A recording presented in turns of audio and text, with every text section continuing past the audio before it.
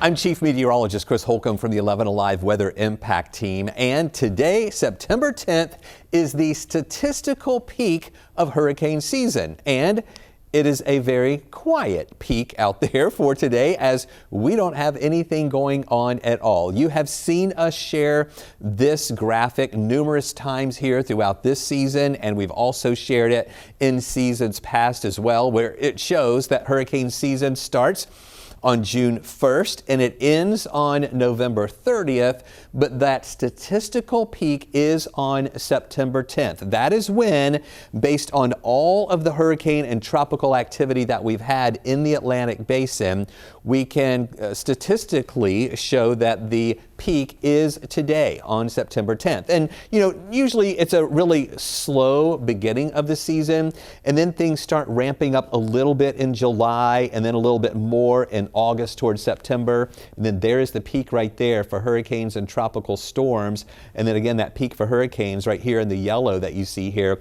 And then it's still active on the second half of the season, but that's when that activity starts coming down a little bit. And again, it ends on November 30th, but really late October to the beginning of November is when that activity really starts to come down just a little bit more. So here is what we have had out there so far, and nothing going on this week. So even though this is the peak of activity here, it's really rare that we don't have anything going on here during this week of September. And as of right now, based on what we've been seeing, not only from the National Hurricane Center, but also from the models that we watch too, nothing is showing up to develop here over the next 7 days in the Atlantic Basin, which includes the Caribbean and also the Gulf. Now, this time of year also, things could spin up pretty quickly, so we will let you know if that changes, if anything changes over the next 7 days. So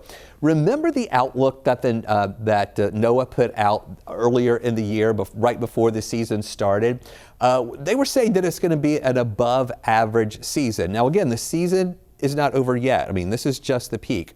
On average, we would have about 14 named storms. They were predicting 13 to 19. 7 of those would be hurricanes. They're predicting 6 to 10. And then of the major hurricanes, category 3 or above, on average we would have 3 of those, and they're predicting 3 to 5. So slightly an above average season here, expected still for 2025. But let's compare that to what we have already had. And so far, we have had 1, 2, 3, 4, 5, 6 named storms. Most of those tropical storms, one of those was a hurricane, that was Aaron, and that was a Cat 5 that stayed out into the Atlantic. It was a fish storm. It never really came into land or made landfall or anything here.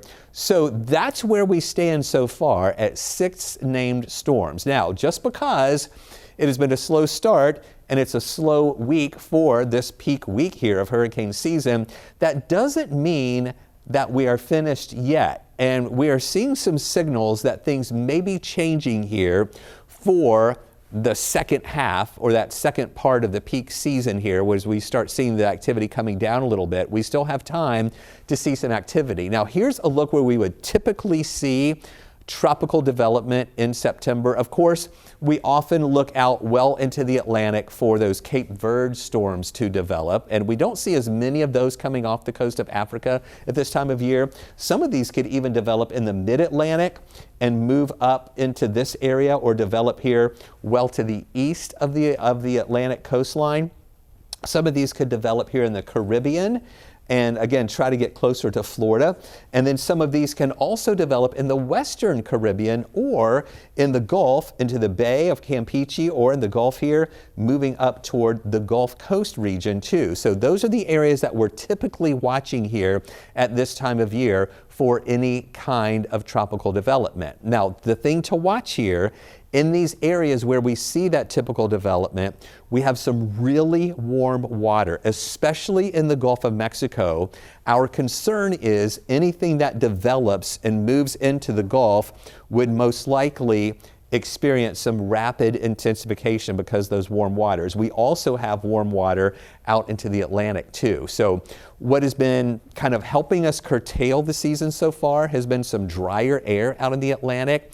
Also some dust there, Saharan dust that comes off the coast of Africa that has been inhibiting some of the development, and also some shear out there as well. That all has been limiting the tropical development. We're seeing, though, that some of those may be changing a little bit out there too. So as we go through this week here, again, we're going to be dry in the metro area, but we're not really seeing anything developing in the Gulf or out in the Atlantic either for a quiet peak week of hurricane season.